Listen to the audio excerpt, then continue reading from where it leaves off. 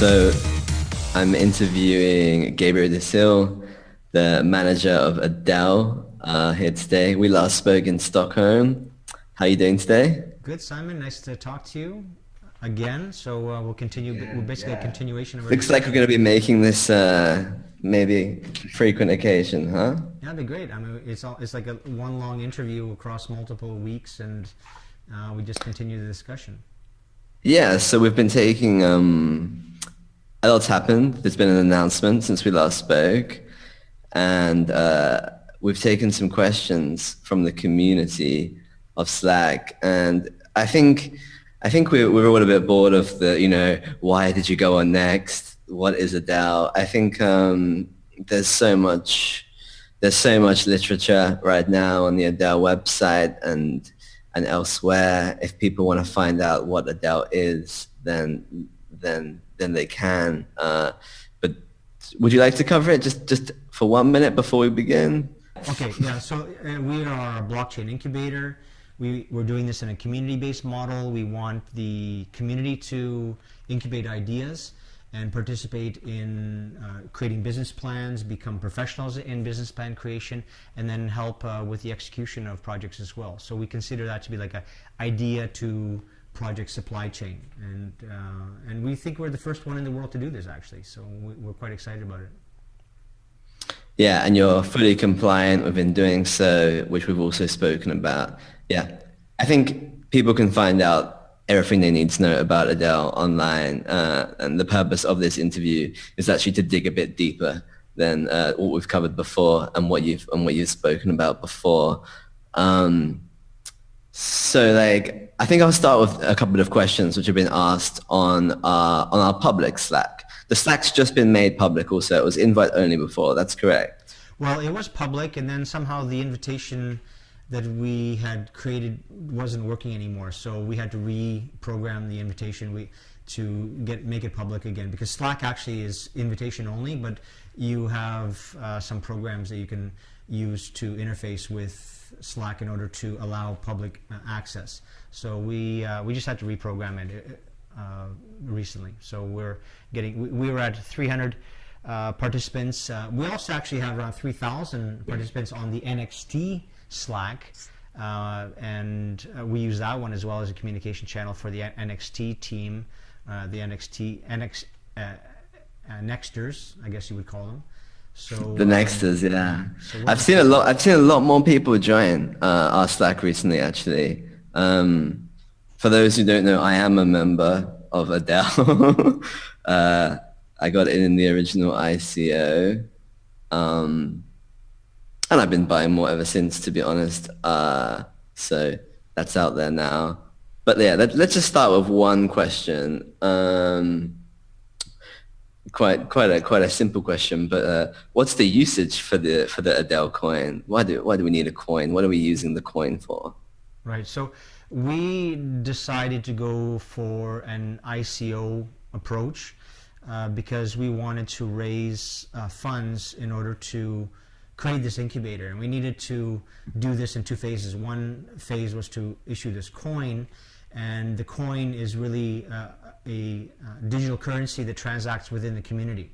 Of course, we have the coin trading on exchanges, but ultimately we want the coin to be used for many different methods within the community. It could be salaries, it could be to buy products and services, and it will also be used to buy the Adel share, which will be issued in the future as part of Adel Phase 2, and that'll be it'll be a transaction medium, monetization capability to buy many different things within the community. We'll also be using it actually as a method to pay rewards for the projects that are successful back to the community in ADLs as well, or Adelphoids.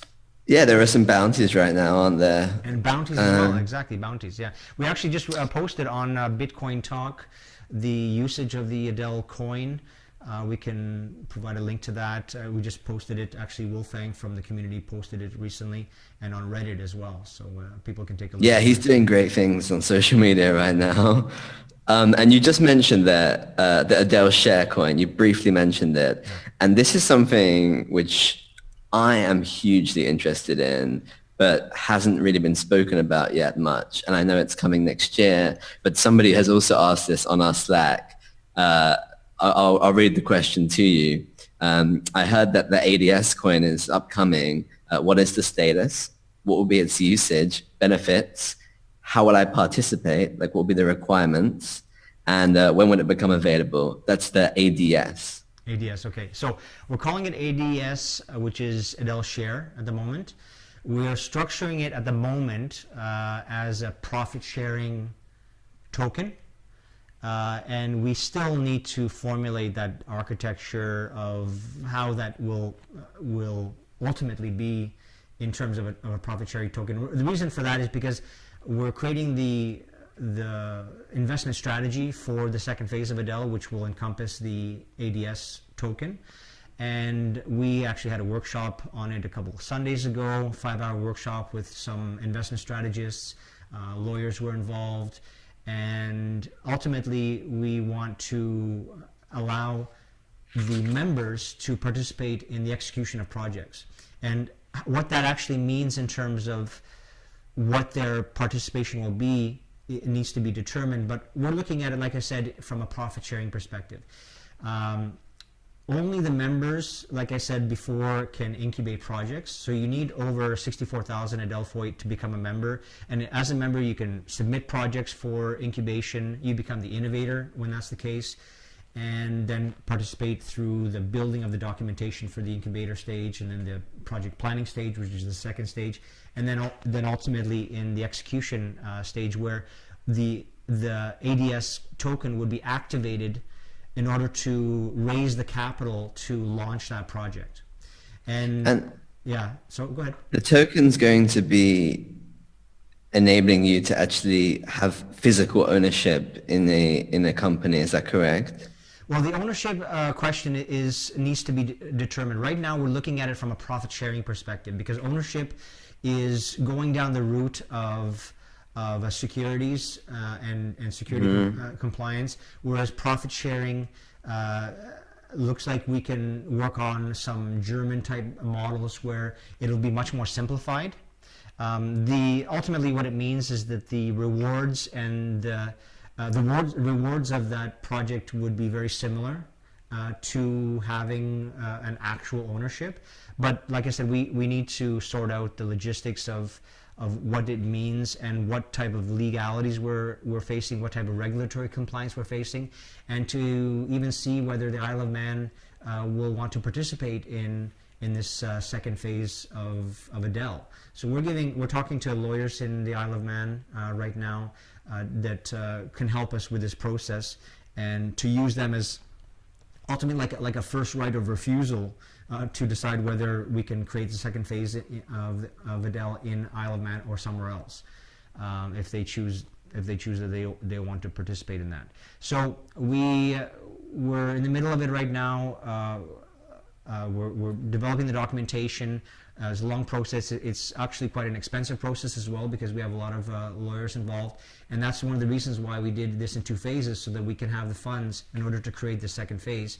And what it also means is that we really want to be compliant once we create the second phase. It's so clear for me anyway that you guys are coming at this as seasoned businessmen and not as I'm 28, but I'll say it, 28-year-olds in their mum's garage trying to work out some kind of ICO, taking a bunch of money and then hoping for the best. You're really doing due diligence, meeting with lawyers constantly, meeting with advisors. So next year sounds really exciting. Yeah, the ADS is what interests me the most. I've spoken to you privately about this before. I love the idea that you're going to actually be in some way, however you end up working it out, getting profit from these businesses, which hopefully you can successfully incubate. So that brings us on to the announcement on Friday, was it? It was Friday. Yeah, Friday. You announced this Ifen.io project, which is going to be on the Ethereum platform. Yeah. So could you tell us a little bit about that? So crypto finance platform, we've announced as our first official incubated project that we will be incubating shortly. And it's somewhat of a pre-announcement because we're still working on the collaboration module, which will then be used as a platform to incubate the idea. But in the interim, what we've done is we've allowed selected members to sign an NDA with us and to look at this idea and help us formulate this project. And so we're going to be releasing it to them as well, and to solidify this idea into what we're calling this idea incubation stage, which is I2 stage. And so the crypto financing project is the ability to exchange currencies. You know, you sell or you lend a currency to have somebody hedge another cryptocurrency, for example, for a certain amount of time. Maybe they're hedging Bitcoins against Ethereum. And then they can, you know, play with that over a certain period of time, and we would have that through an agreement using smart contracts. So maybe the smart contract is one month long. So you then is this going to be on a trust-based system, this lending? Well, it's going to be based on the trust foundation is around the smart contract, right? And so the smart contract will establish an agreement between two parties, and it will facilitate the transaction between the two parties, whether they're in terms of exchanging the currencies or to have the currencies in an escrow while you're hedging one of the currencies. And then once that contract is finished, then programmatically the currencies would be exchanged back, or you know, maybe there's terms in there to say, okay, I'm going to keep the currency that I borrowed, and then there'll be clauses in the smart contract to facilitate the keeping of the currency that you borrowed, and now it's yours. So all the terms of that would be established in the smart contract, similar to like a pawn shop type of a model. Of course, I understand. It's interesting though, because you've said previously, you know, Adel is based on the next platform, but you've said, you know, you're blockchain agnostic, and it seems with this project which you're incubating, you've chosen Ethereum, and you've chosen Ethereum because of the smart contracts.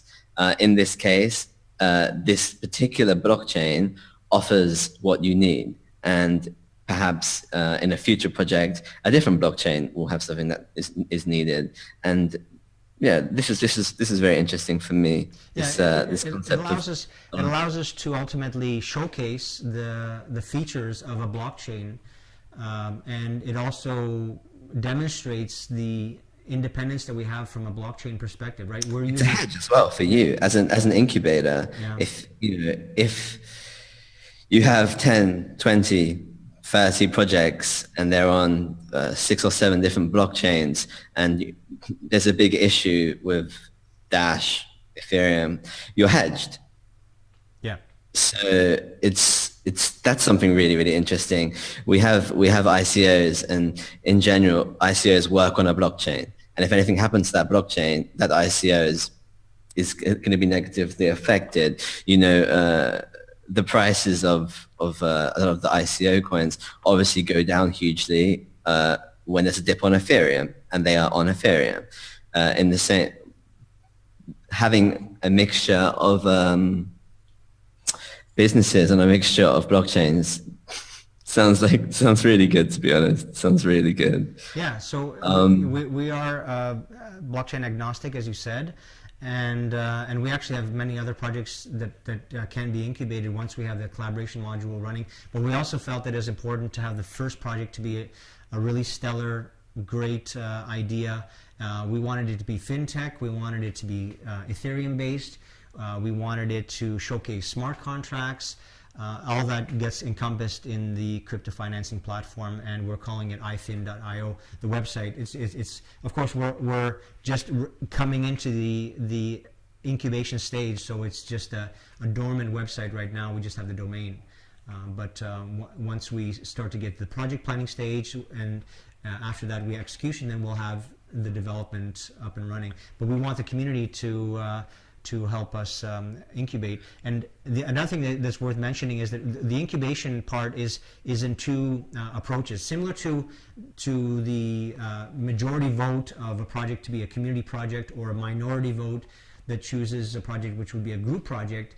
We want this notion of group versus community to also be at every stage. So if an innovator says, well, I have a great idea and I don't want to expose it to the community because of security reasons, I just want a group of top level members of Adel to help incubate. Yeah, maybe it needs an NDA or something. You don't want Yeah, so then we'll incubate in a group.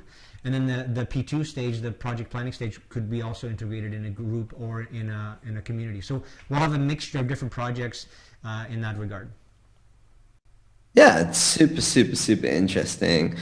I wanted to ask you a few questions about the first project. It being the first project, do you have a timeline for it? Like, when can the community get involved in this first project? Because I'm sure there's going to be like a lot of interest, because this project for you is going to be for a lot of people like, oh, should I invest in Adel?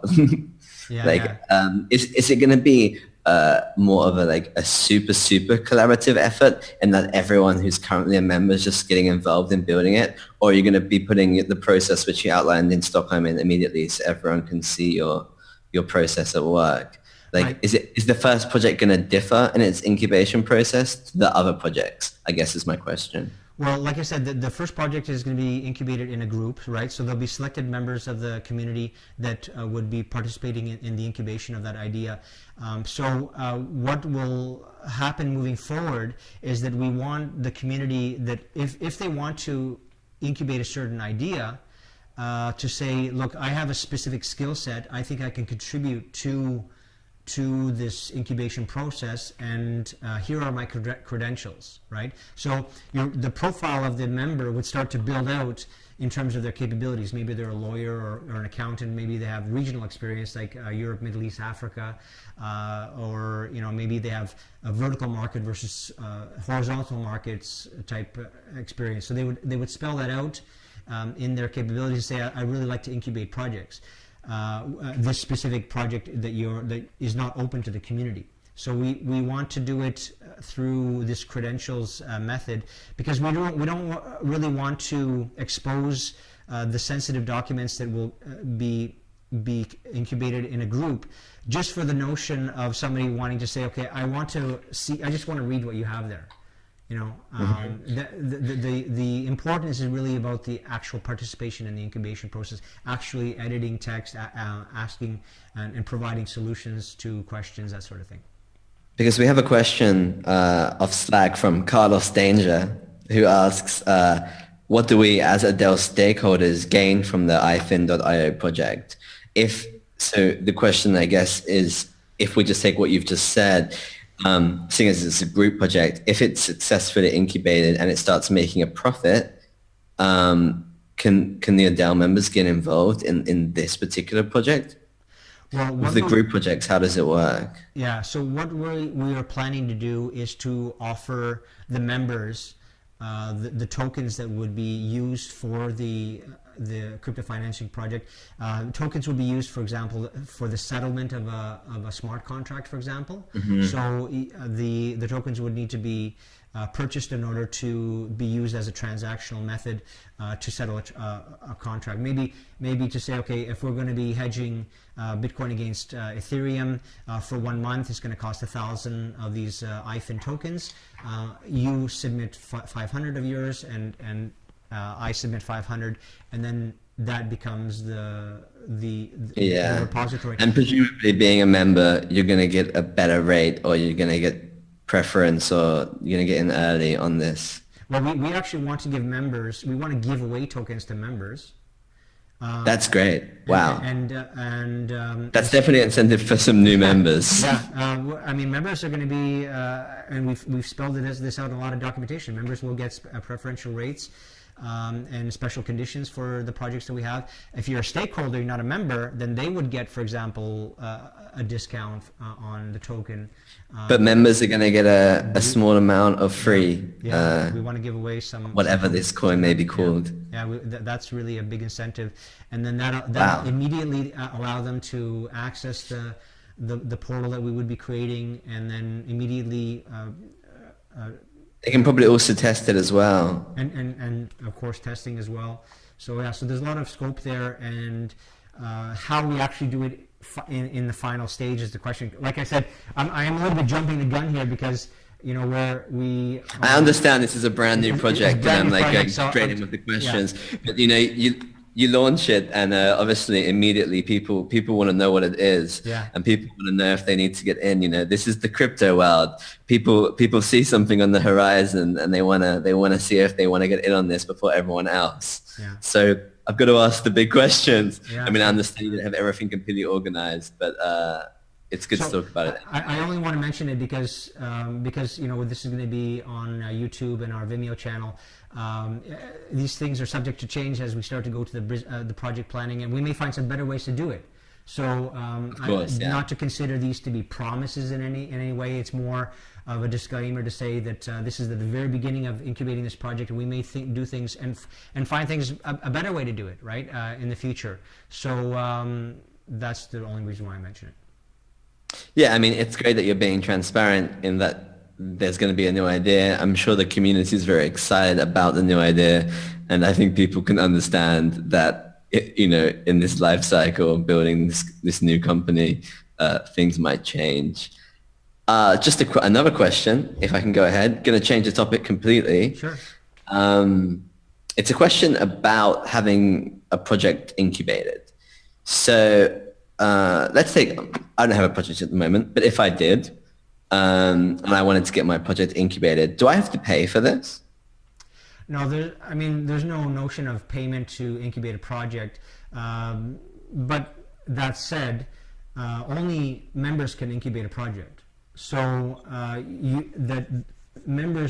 to become a member, you need 64,000 Adelphoi, right?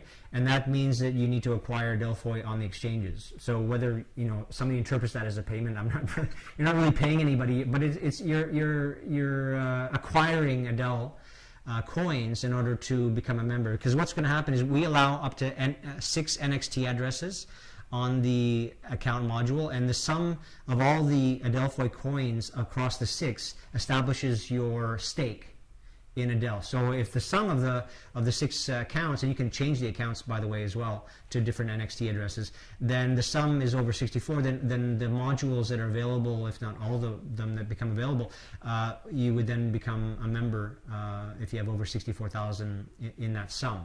And as a member, then you can submit ideas and then participate in this wiki process that we're creating. It's a wiki and collaboratively develop these documents. Yeah, your idea has to be good enough, basically. You don't, I mean, we're presuming you're already, if you have an idea, I'm making the presumption that you're already a member. I think the question was, do I have to pay even if I am a member? And no, basically it has to pass a panel of judges, basically, and essentially being worthy, doesn't it?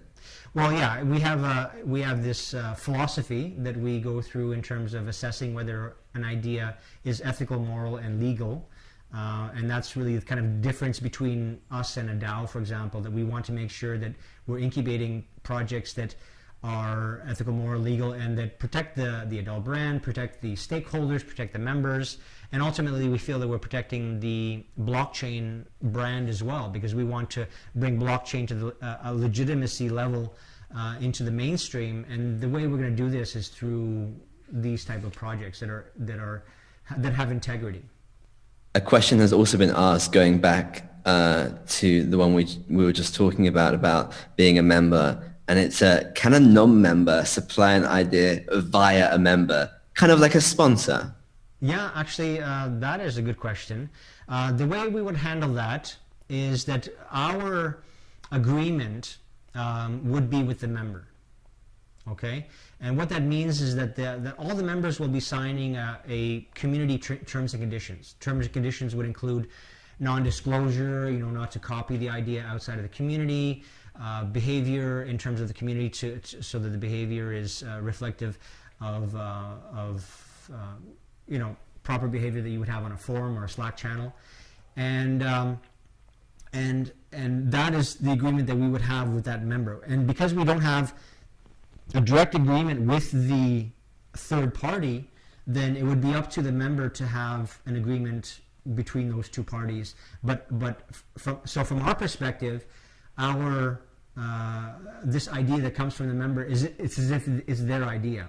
So whoever they have behind them as subcontractors or subcontracting idea people, then we would leave it up to them, because it wouldn't be a direct agreement with us.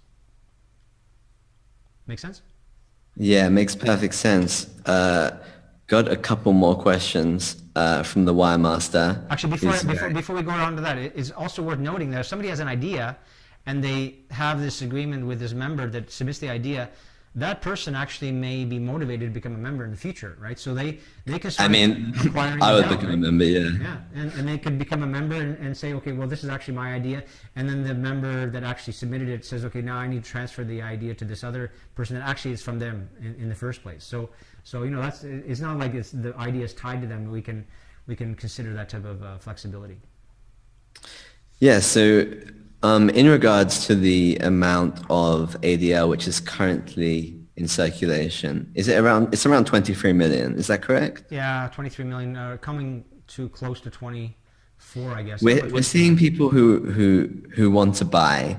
We're not seeing so many people who want to sell. The question is, if you do need additional funds for the execution of a community project, will you be offering more coins soon, or when are you going to be offering more coins directly? Yeah, so we have around 9 million coins in reserve from the initial 33 million. And if anybody has any questions of what that means, is actually in our 11th white paper that was agreed upon by the community. So these 9 million ultimately will be released to the market. But we have to be careful, right? Because we don't want to dilute the market. That's not going to be good for the stakeholders, the members, and it's not going to be good for us. It is a supply and demand issue, right? So we can't flood with too much supply. But that said, we are working on this investment strategy phase 2, and tied to that investment strategy planning is a strategy to release these 9 million coins as well. So we're working on that in parallel, and we're hoping that in the Q4 timeframe we're going to have everything starting to be solidified, so we can start to roll out some of those coins as well and get them into the market. Because you're right, a lot of people are sitting on the Adelphoi coin. They see a lot of potential in the Adel business model. And it does appear that many of them don't want to sell, right? So we've seen a price increase this week. Someone bought up, and we went up to 0.0008 for a while, which at the time was 30 cents.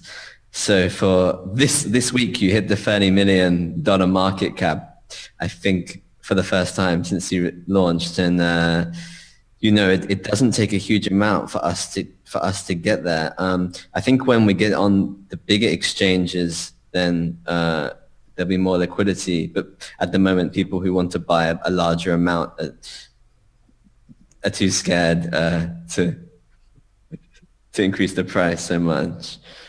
Yeah, I mean, we'll see. It's the sentiment of the community. I think you probably know way better than we do. We're all long, basically. Yeah. And this is one of the reflections of Adel. We have always communicated that we're a long-term project.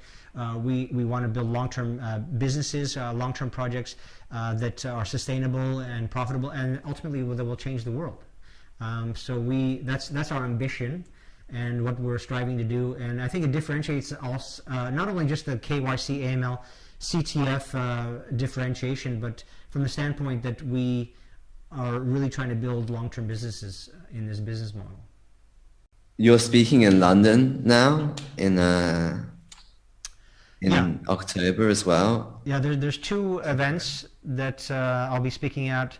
There's and a Web Summit. London event, which is the ICO Summit, with organized by Smile Expo in London. That's on the 11th of October. And then I'll also be speaking in Warsaw on December 1st. This is going to be a big conference with 1,400 people capacity. It's going to be a big event in Warsaw, so there's a speaking slot there. It's a 2-day event, actually, December 1st and 2nd. So there's a couple on the radar, and we want to do the speaking circuit. So if people have some inroads into some of the organizers of these events, and we can speak. Actually, we were even invited to speak in Tokyo in November. And you'll go? Well, we turned it down because it's right beside the Web Summit event in Lisbon, because we're going to be also in Lisbon. Web Summit's absolutely huge as well, isn't it? 60,000 people in Lisbon, one of the biggest Web Summits in the world. Hopefully you can get a few more members then. Yeah. So that's going to be exciting. And Tokyo is too close. So we've talked to this Tokyo-based blockchain company, and they will probably be inviting us in 2018 for an event. It's unfortunate to miss that opportunity, but it's just a timing issue, and we really want to open up Asia, and maybe next year we can do some more structured events, so we can have other meetings, maybe go to China, go to Korea, go to Japan. So we'll see how that one goes. But we want the future's looking really good. Yeah, exactly. Okay, I mean, I think we're done for now. But we're going to keep this a regular thing. Is that correct? That'd be great, yeah. As long as you're... So every time there's some announcements, or if the community has some questions, then I'm here to interrogate you for half an hour, and people can get sick of us. Or hopefully people can get, happy. Yeah, well, that the price is increasing every time we speak. We'll see how it goes. We'll see how it goes, we can hope for the best. Yeah, all right, it was great speaking to you, Gabriel. Take care. Thanks a lot, Simon, for your time, and till next time.